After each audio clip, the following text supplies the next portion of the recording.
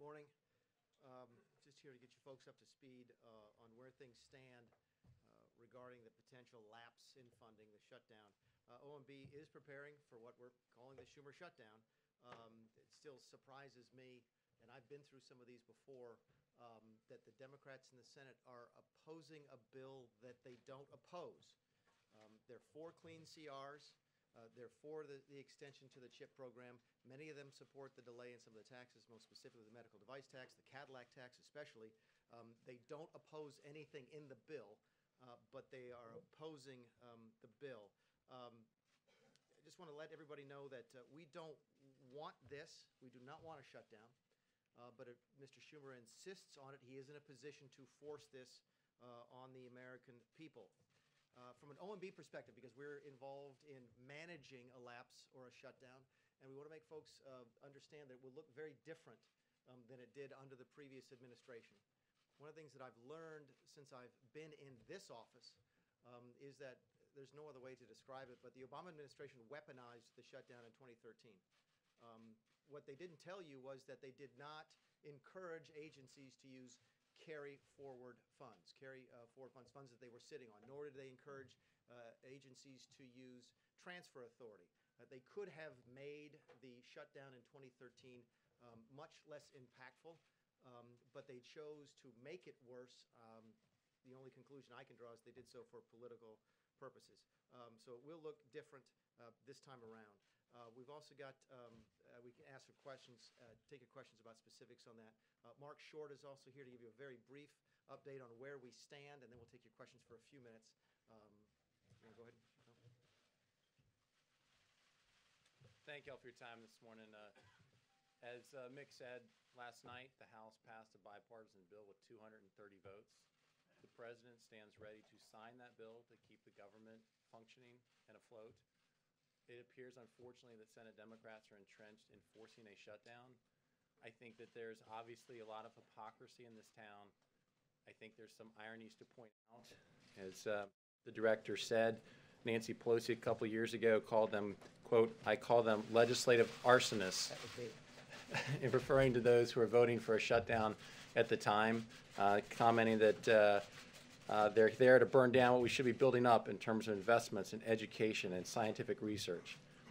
Chuck Schumer had said at the time, it's sort of like this. Someone goes into your house, takes your wife and children hostage, and then says, let's negotiate over the price of your house.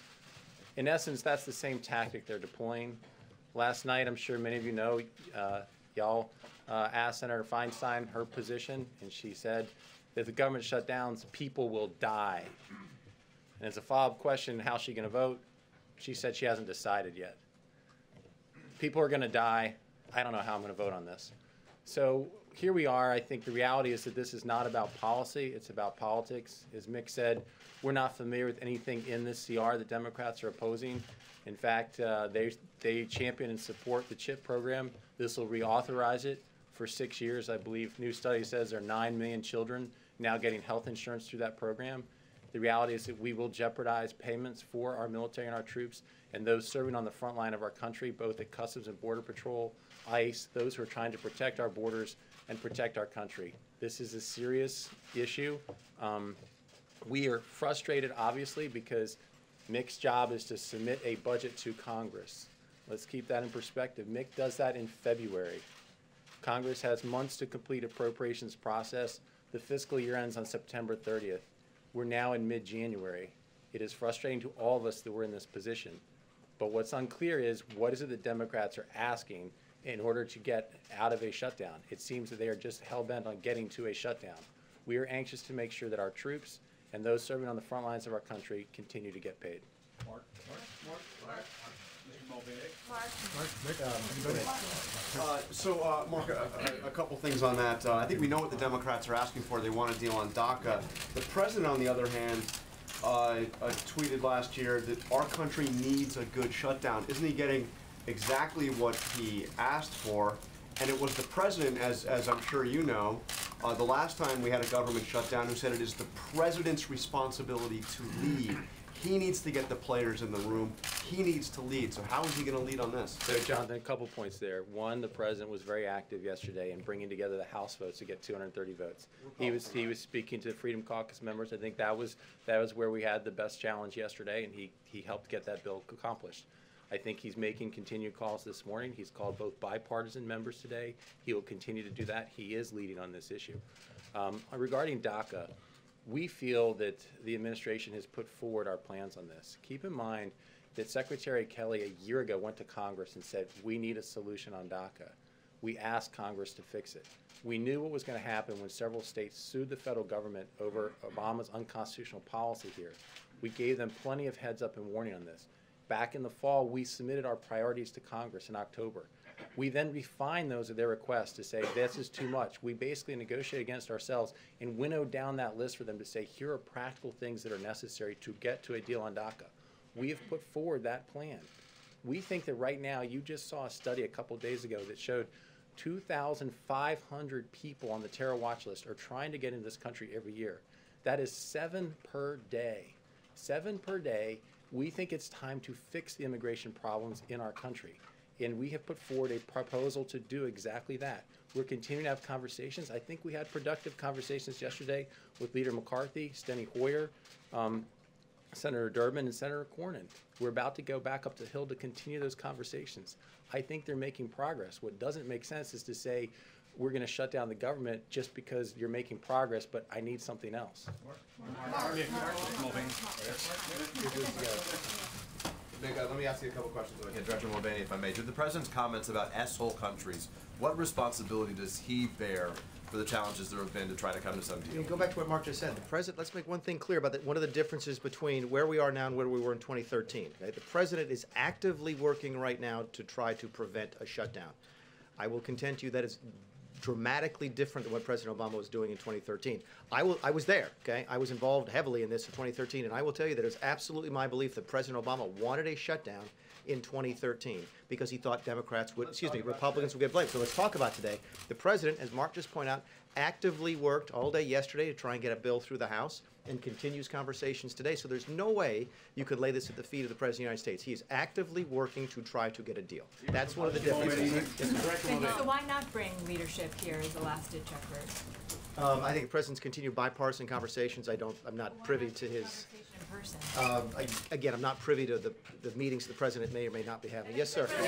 This is a question for Mark. Mark, I know we're talking government shutdown, but this is an important topic for the expected 100,000 or more people taking part in the March for Life today. So I want to ask, the pain-capable 20-week abortion ban has been fast-tracked in the Senate. When do you expect to vote, and why does the White House want to vote if it's likely to die? I think this administration has continued to defend life from the very beginning. The vice president last year was the first vice president to speak to the March for Life. The president is hosting people here to protect life. It's an important issue for this administration. You saw with reversal of Mexico City policy, the president has looked to make sure that we are making sure that taxpayer dollars are not used overseas to fund abortions. That is a commitment of this administration. We don't have a date as to when the Senate will vote, but to your question about whether or not it fails or passes, we think it's important for this administration to be on record in support of life. If I can go back just a second to the last question about bringing leaders over here. Keep in mind, just last week, we had a bipartisan meeting here that the president organized with leadership to try to get to a resolution on DACA. Out of that meeting, discussion was, after the press had departed, discussion was that the 4 leaders, McCarthy, Durbin, Cornyn, and Hoyer would be the ones organizing the meetings moving forward to get to a solution. That's what we've been part of. So when you ask, why isn't the president bringing members over here? He did. He is trying to reach the biggest issue they say is their question, which is shutting down the government over illegal immigration. He's trying to solve that problem and brought them here for that conversation. I wanted to ask about your comment at the beginning of this. You said this was the Schumer shutdown. How can it be the Schumer shutdown when Republicans control the White House, the House, and the Senate? Come on, you know the answer to that as well as anybody. I mean, I have to laugh when people say that, oh, we control the House and the Senate and the White House, why can't you get this done? You know as well as anybody that it takes 60 votes in the Senate to pass an appropriations bill, right? You know that. I know that. Okay, But so why- when why you not- only have right. 51 votes in the Senate, then you have to have Democrat support in order to keep the government, to fund the government. So that's the answer to your question. The president asked Congress to come up with a solution for the Dreamers. Congress was in the room, members of Congress were in the room with the president last week. It seemed to be a fairly productive meeting, and then the whole process got blown up. We're not- when it seems- Republicans and tried- and if I may, it seems that the whole process was blown up by the president's comments. When And so why not Republicans just tried give to the add, Democrats when the Republicans Dreamers tried and you to, can get out of it? when Republicans tried to add a discussion about Obamacare to the funding process in 2013, we are accused by Nancy Pelosi and Chuck Schumer of inserting a non-fiscal, a non-financial issue into the spending process in order to shut the government down. How is that not exactly what is happening today? There is no reason that you have to deal with DACA this week. There's no reason you have to deal with DACA before the end of February, excuse me, the middle of February. DACA doesn't expire till March 5th. This is purely an attempt by the Senate Democrats, led by Mr. Schumer, it's why we call it the Schumer shutdown, in order to try and get a shutdown that they think this president gets blamed for. Yes, ma'am. You're saying that you need Democrats' support in the Senate, so are there And we any got it in the House. So are there any concessions that this White House is willing to make to try to get support from those Democrats that you need?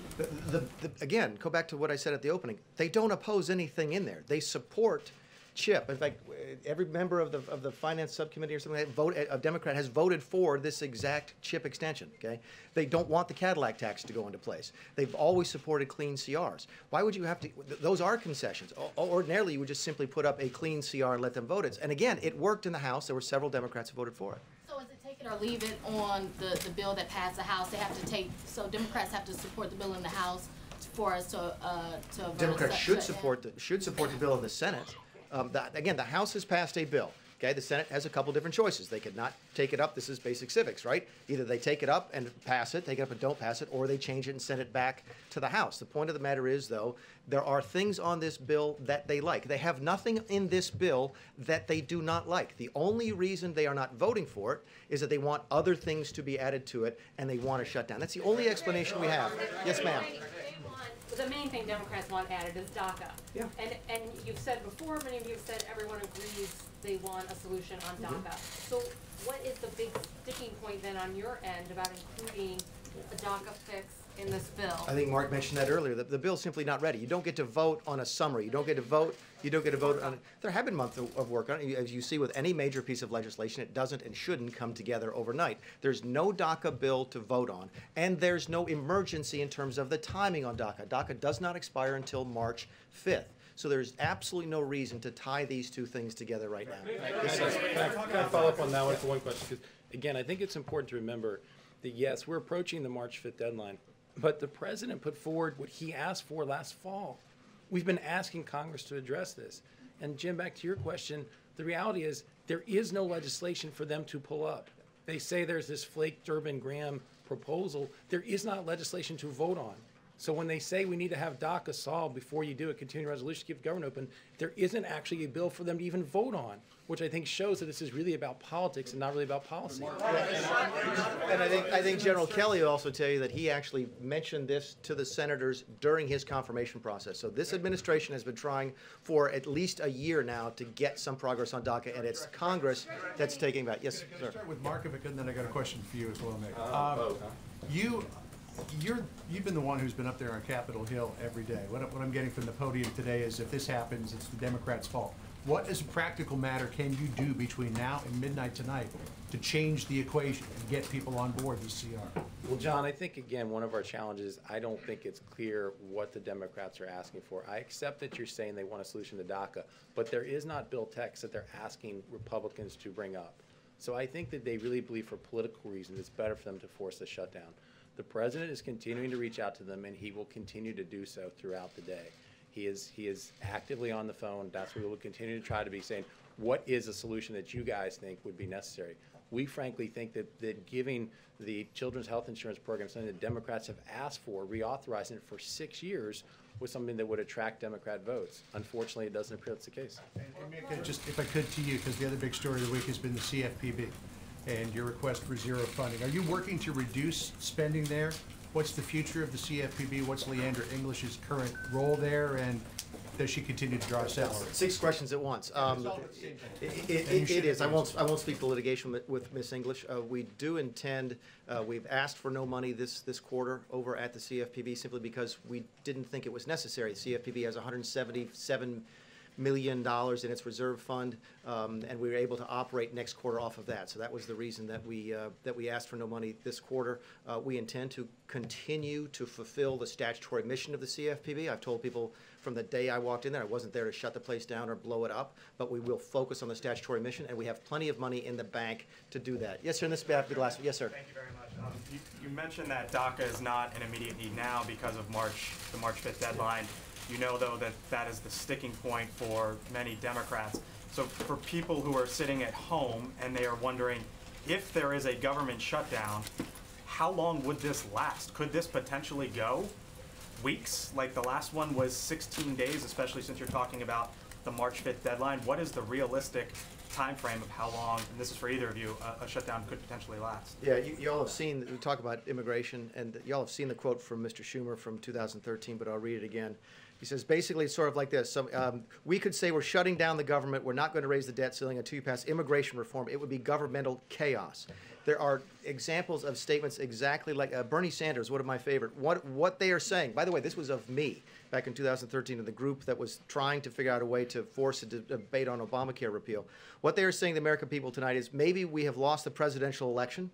Maybe we've lost seats in the Senate and the House. This is Sanders talking now in 2013. It doesn't matter. We can now bring the government to a shutdown, throw some 800,000 hardworking Americans out on the street, and we're going to get our way no matter what. This is exactly what they accused the Republicans of doing back in 2013. There is absolutely no reason to have to insert a DACA discussion, an immigration discussion, into the funding bill today. But the reality is it's there, so how long should people expect? Yes. Can you expand upon that? Sure. A couple different things. And again, the OMB is responsible for sort of managing the lapse, managing the shutdown. The military will still go to work. They will not get paid. Okay? The border will still be patrolled. They will not get paid. Fire folks will still be fighting the fires out west. They will not get paid. The parks will be open. People won't get paid. You can see the whole list. There'll be a bunch of different things when you see in 2013 compared to 2013, but don't lose sight of the fact that we're asking the military to work without pay. We're asking firefighters to work without pay. It's still harming the people. No, it's different. Okay, it's different. Parks will be open this time, and they weren't before. Let's go down the list. The parks will be open. The way it works is that the parks are open, but especially if the services are provided by third parties, but things like the trash won't get picked up.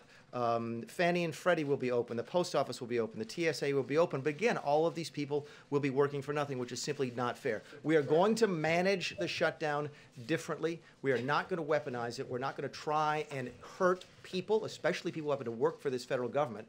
Okay, but we still need Congress to appropriate the funds. Look, that's all the time we had set. We're supposed to rock at 11:30. We'll be doing this again. So anyway, thanks very much.